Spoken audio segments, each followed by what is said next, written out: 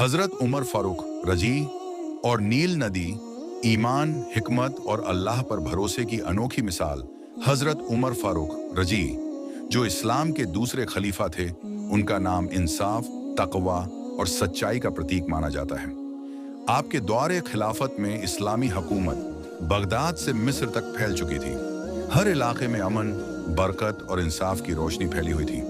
जनता जानती थी कि अगर कोई मुश्किल आएगी तो खलीफा ए वक्त खुद उनकी परेशानी सुनेंगे और हल निकालेंगे। इन्हीं दिनों मिस्र, जो अपनी जमीन की जरखेजी और नील नदी की बरकत के लिए मशहूर था, एक बड़ी आजमाइश से गुजर रहा था। नील नदी का पानी अचानक रुक गया था।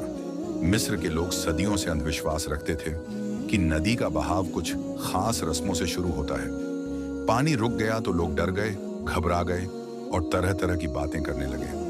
उन्हें लगा कि शायद ये कोई बुरी निशानी है।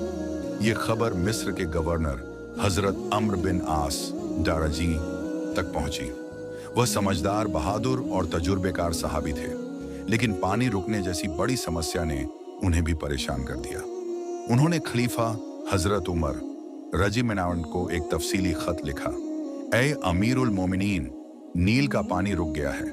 मिस्र की खेतीबाड़ी पूरी तरह इसी नदी पर टिकी हुई है। अगर पानी न चला तो फसलें खराब हो जाएंगी और लोग भूख से मरने लगेंगे। मिस्र के लोग मानते हैं कि नील कुछ रस्मों से बहती है। मैं उन गलत रस्मों को जिंदा नहीं करना चाहता, लेकिन मसला बहुत संगीन हो गया है। जब यह खत मदीना पहुंचा तो हजरत उमर रजिब ने उसे पढ़कर गहरी सांस ली। आपकी नजर में सारी उम्मत और मिस्र के लाखों लोग घूम गए, लेकिन अगले ही पल आपके दिल में वही मजबूत ईमान और यकीन जागा जिसने आपको फारूक खान बनाया था। आपने कलम उठाया और अल्लाह पर पूरा भरोसा रखते हुए कुछ अल्फाज लिखे। न यह खत लंबा था और न इसमें मुश्किल बातें थीं। यह तो बस ईमान और तौहीद का ऐलान था। बिस्मिल्लाहिर्रहमानिर्रहीम। ए नील, अगर तू अल्लाह के हुक्म से बहता है तो अल्लाह के हुक्म से बह चल, और अगर तू अपनी मर्जी या किसी और के हुक्म से बहता है तो हमें तेरी कोई जरूरत नहीं। ये मामूली से शब्द नहीं थे, ये ईमान का समंदर था। जब यह खत मिस्र पहुंचा तो अम्र बिन आस रजिमांता ने इसे पढ़कर हैरानी तो महसूस की, मगर तुरंत याद आया कि ये वही उमर हैं जिनके फैसले आसमानों पर पसंद किए जाते हैं और जिनसे शैतान भी रास्ता बदल लेता था। अम्र रजियान लोगों को लेकर नील के किनारे आए। सबकी नजरें नदी पर थीं। उन्होंने अदब से वह खत नील में डाल दिया। खत पानी में डूबा और उसी वक्त एक अजीब सा सुकून फैला।